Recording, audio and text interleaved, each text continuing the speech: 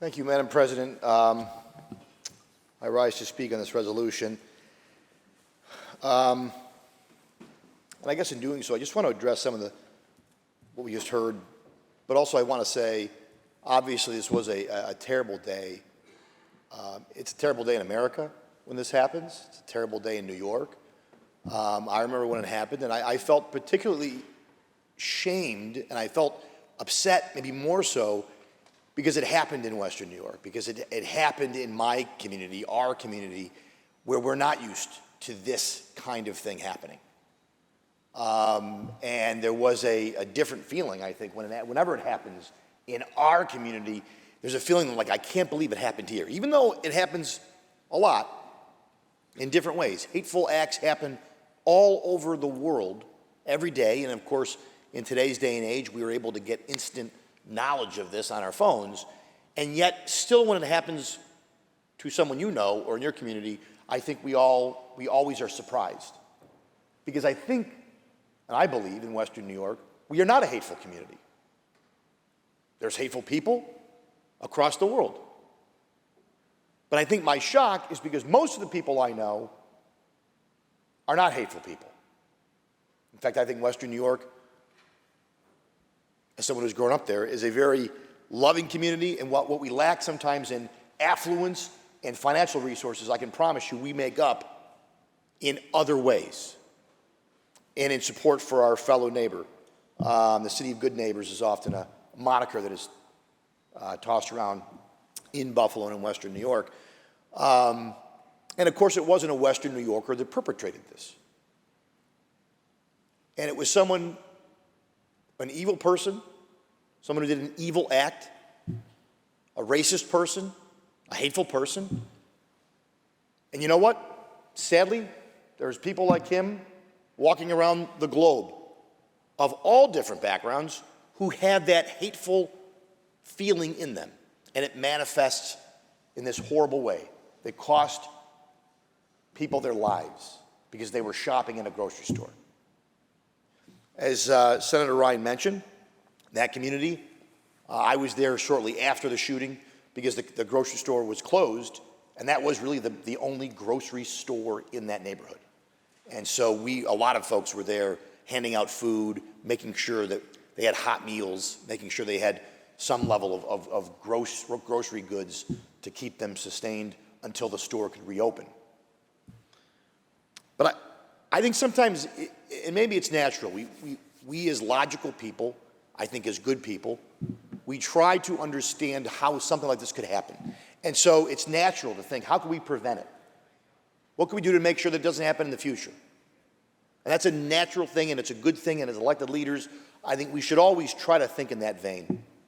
But sometimes in doing that, and this is a minor or a small difference, but I think it has a big impact, it's also easy to miss what happened. There are a lot of things that we debate in this chamber and around the state, things that are important. We talk about lifting communities out of poverty. It shouldn't take 10 people getting shot to do that. We talk about that anyways, and we do talk about it, and we do make those attempts, and we have policy discussions and debates on that.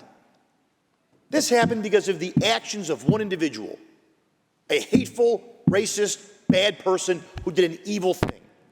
And probably a lot of people in that person's life missed all the signs that were readily there. But he, and he alone, is responsible for the deaths that happened in my community, in Senator Ryan's community, in Senator Baskin's community, Senator Gallivan, Senator Borrello. He did it. And I won't even mention his name because it's not worthy of this chamber to mention his name. But Senator Ryan mentioned the names of the people who lost their lives. And the other side of that, when you focus on what happened there, you also are reminded that in the face of evil, you often see the best parts of people.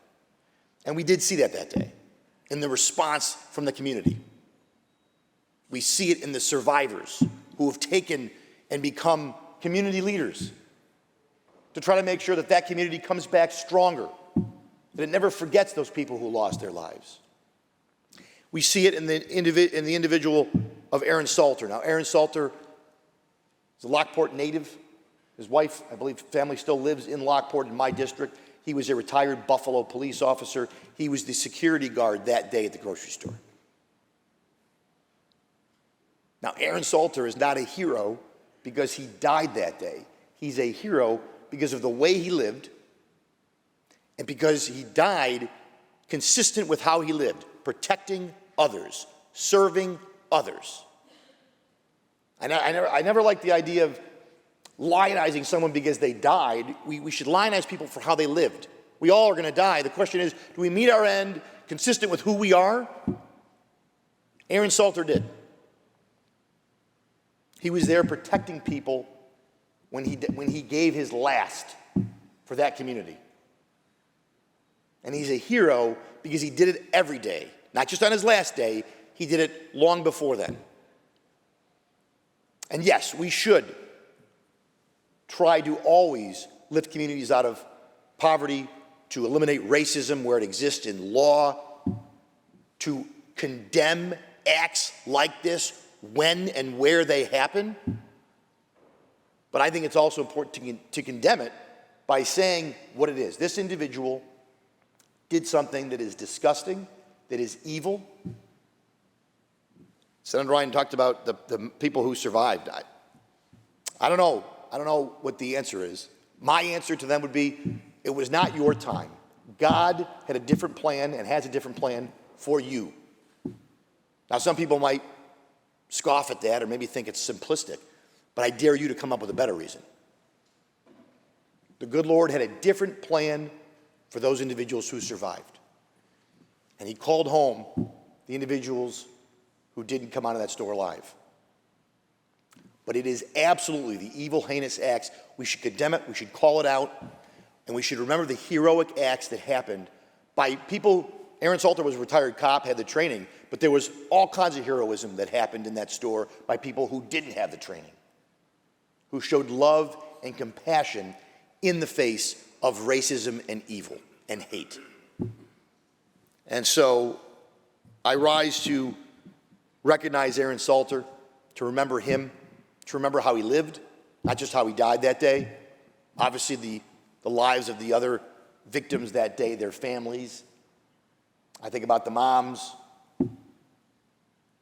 Just this past Mother's Day, I'm certain that had to be and remains and will always be a very difficult day when you're the mother of a child who's no longer here, or when your mother is no longer here, because there were certainly mothers and grandmothers who were part of the victims. So it's a horrible thing, and there's a lot of things we can learn from it, and as elected leaders, there's different ways we have to look at it, but I always think it's important to remember who did it, and I think it's also important to do credit and service to the victims, to the families, to the survivors, because in the face of such evil, we'll never maybe understand it. I don't know that I'll ever understand. As I get older, I think I understand sometimes these things even less than I used to think I used to understand it.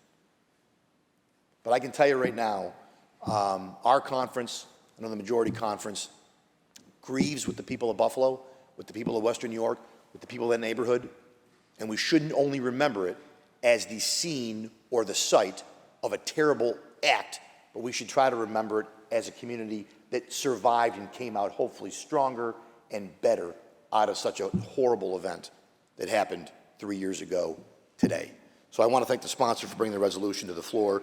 Madam President, I thank you for your indulgence, and I proudly support this resolution.